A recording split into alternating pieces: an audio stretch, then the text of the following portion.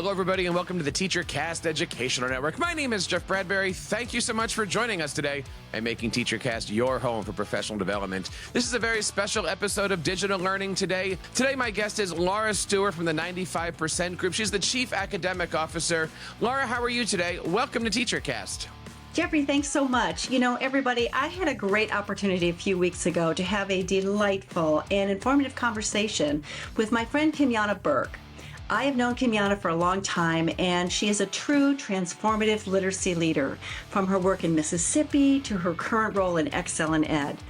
And you're going to enjoy this wide-ranging conversation we had about the science of reading as a movement and the levers that need to be pulled and the Mississippi Marathon, not the Mississippi Miracle, as well as our hopes and dreams for the future. So here's part one of our conversation. Enjoy. So why don't you start by telling us about your background, including your work in Mississippi, the Mississippi Marathon, as I've heard Kelly Butler refer to it as. Yes. So I started out as a teacher, an elementary school reading teacher, and went on to teach middle and high school. So I am an alternate route teacher. And I think that contributes to my experience in that when I taught at the secondary level, I noticed that there were so many students who were struggling to read still as adolescents. And that really fueled my passion for all of the work that I've been doing recently around transforming education through education policy. So I'm the former state literacy director at the Mississippi Department of Education, where we have made a lot of gains in early reading, but we know that there's still so much work to do, Laura. There is. You know, it's one of those things I think we've all learned that, transformation is the first step. It's not the end. It's not the end, right? We just can't take our foot off the gas. We just have, it's a sustaining, sustainability is a critical part of any transformation. Yes, for sure. Yeah. So, Kymyona, tell us about your current role. In my current role, I have honestly, just the pleasure of being able to work in two different spaces. I'm the Senior Policy Fellow for Early Literacy at the Foundation for Excellence in Education. It's also known as Excel and Ed. And in this role, in one position, I work with our regional advocacy directors who work directly and very closely with policymakers who are seeking to adopt policies around early literacy, right? Normally the reading by third grade laws that we hear a lot about. So I have the opportunity to testify during committee and to really kind of advocate for why these policies are important. And then the second space that I'm in is that I work directly with state education agency leaders, those who are responsible for leading the implementation of the law. And so, as we've talked about many times before, adopting the policy is the first step, but implementation is truly key. The language in the policy matters, right? The expectations matter. And then also equally, implementation matters. So in that role, I get to work with state ed agency literacy directors, MTSS directors, and all of those responsible for implementation. Oh, that's fantastic. And so when we think about implementation, you mentioned policy. That's one of the levers, Yes. that has to be kind of, that contribute, I guess, to bettering the literacy results of our students. What are the other levers, and which ones are perhaps still not being utilized to their fullest extent from your perch as a national leader? Well, some of the most impactful levers, I'll say, is first by starting with investing in people and investing in knowledge. So a lot of states, at least 34 states, have adopted science of reading professional development, or professional development grounded in the science of reading, to ensure that teachers have this background knowledge and, of course, the skills to be able to address any type of reading difficulties that students may have. So investing in teacher knowledge is key. Coupled with that, literacy coaches. Having literacy coaches in classrooms to support teachers as they transfer that theory into practice is also key. It really supports teachers, provides feedback for those teachers in changing and strengthening their practice. So I think that those two components together, building knowledge and coaching into changing practice, have been some of the most impactful levers. Now, some of the things that have been missing or maybe not leveraged as much as it should be, of course, is funding. You'll hear the saying that there's nothing worse than an unfunded mandate. And that's true. We're asking schools, districts to make these changes in curriculum, right, in instruction and in teacher knowledge, but they have to have the resources in order to be able to do that. That's right. I think about, a couple of things. I think about when you mentioned coaching, we've been doing quite a bit around the implementation science, and knowing that that's really when the research to practice can be realized is through coaching. And you mentioned teacher knowledge. So where does teacher prep fit in? I know professional learning is really important, but what about, pre-service? What about teacher preparation? Well, I think that it kind of goes to the saying of which came first, right? So in Mississippi, what came first for us with our Literacy-Based Promotion Act was to begin to train in-service teachers, those who are already in classrooms teaching children every day. And then as we begin to, of course, spend funding on training and coaching and other components of our law, we really begin to rethink teacher prep and the role that our ed prep programs play in ensuring that candidates are ready on day one when they exit their program. So to teach reading, right? So we passed another law in 2016 that was aimed at the candidates taking an assessment, the foundations of reading, to assess their knowledge in teaching children how to read. And I really think that was the lever that kind of got our higher ed on board to begin to align educator preparation programs with the science of reading. But we also had to create a safe space for faculty, right? So for those who were not teaching in that way already, who had other theories of teaching, such as whole language or balanced literacy, we had to provide that type of professional development for faculty as well, so that they could change their practice. So it's still a work in progress here in Mississippi. Currently, there are over 24 states that have now adopted policies around aligning educator preparation programs with the science of reading. So I believe the country is moving in that way as well. So we can really see ourselves as this seamless continuum of education. Thank you for that. And it really is a both and, isn't it? It is. I mean, we have to make sure that we're building the knowledge base of teachers who are currently, practicing with students every day. And then we also have to make sure we're creating a pipeline of prepared, knowledgeable teachers. Exactly. So, yeah. You mentioned we've both thrown the term around science of reading here since we've been talking. In your experience and from your national position, how do you think this science of reading turned into a national movement?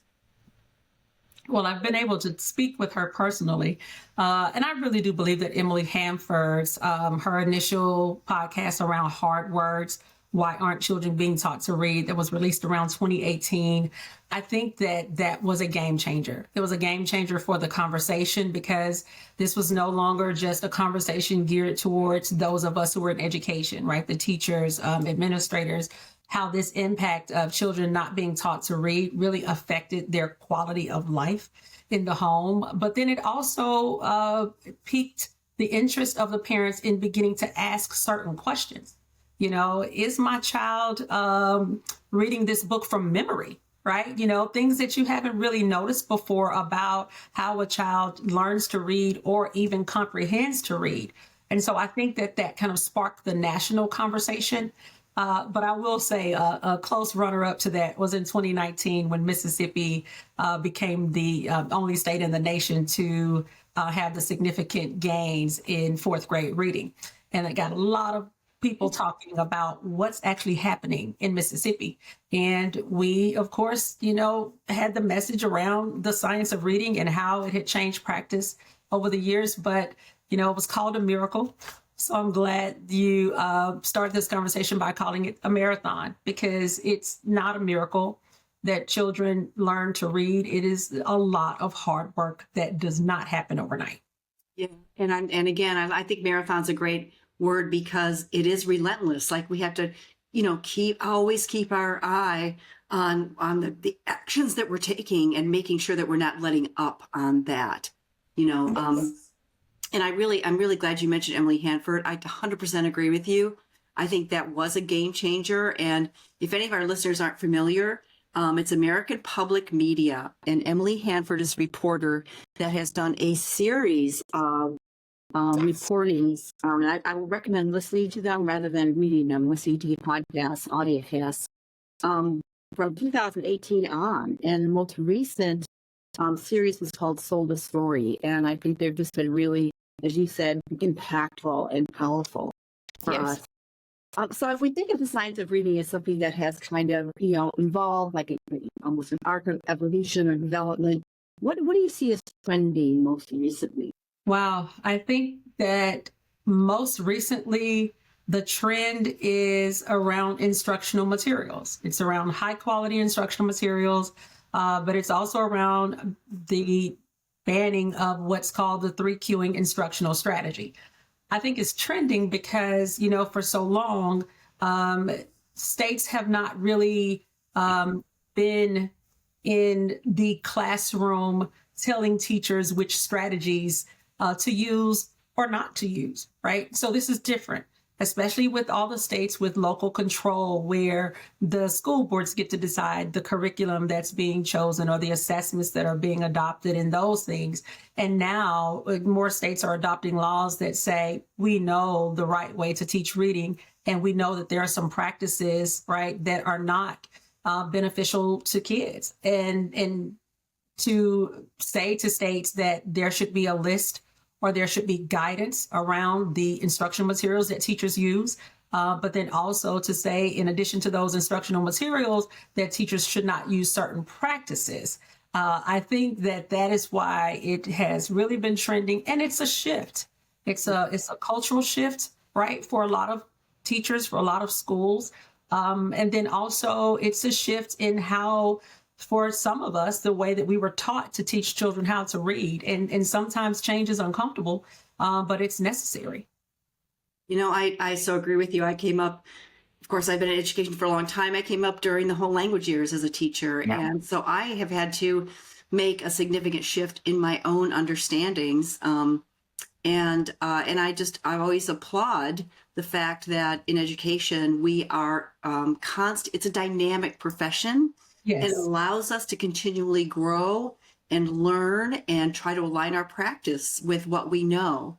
And yeah, when you say high quality instructional materials, of course, you're singing my song there. One of the reasons I came to 95% Group is because I really want to impact teacher knowledge. I think that's really important. But if a teacher goes back into her classroom after knowing what she knows and has to use some old materials, perhaps from balanced language or 3Qing, that's a really difficult place to be. So I think it has to be both knowledge and resources to support the teacher's practice. So I really appreciate that you mentioned that, Kymyona. Yeah, and that accurately reflects what happened in Mississippi. When we first passed our law did not include anything addressing the high quality instructional materials. It included the instruction that it should be grounded in the science of reading. But our next door neighbor, Louisiana, had started this national trend around evaluating materials and HQIM, and they were one of the first states to really look at materials in that way. So it wasn't until we started receiving feedback from our teachers after they've gone through training, and they said, wait, but I'm going back to my school, and these materials that I'm using don't align with this new knowledge that I have. And that was the push for us to say, let's truly begin to look at our materials, how we evaluate them, and those that we kind of approve for teachers to use in the classroom. So that's exactly what happened to us. Yeah. Sure. And I think we have to have some measures, some criteria that we look at to judge our materials around. I know that the Reading League just published some of their reporting around that and looking at their curriculum guidelines to really think about, do these materials align with this body of research known as the science of reading and best practices that come from the science of reading. So, and I think, yeah, go ahead, Kymyona. I think in that case, especially with the Reading League and the rubric and their new website, Compass, right, that they released, I think that there is going to be this shift, especially with our vendors who are responsible for developing curriculum, because that's what it's going to have to take for vendors to say, well, the only reason that teachers have access to these materials is because vendors keep publishing these materials, right? So, I always say there's enough accountability for everyone. So there has to be some accountability in that space as well with our publishers to ensure that they are also aligning their materials to the science of reading. 100%. And, as a publisher who does align with the science of reading, I do appreciate the attention put on that, because that really helps our educators choose the right materials to deliver on that promise that we all want to deliver on. That was such a great conversation. I hope everybody enjoyed that. There's more to come next week, so you don't want to miss it. Now back to you, Jeffrey. And Laura, that was such a great conversation. Thank you so much to Kymyona for coming on for this first part of our conversation. If you're looking for more information about the 95% group and all of our recordings, you can head on over to teachercast.net/95% group. That's teachercast.net/95% group with the word percent all written out. And that wraps up this episode of Digital Learning Today. On behalf of Kymyona, Laura, and everybody here on TEACHERCAST, my name is Jeff Bradbury, reminding you guys to keep up the great work in your classrooms and continue sharing your passions with your students.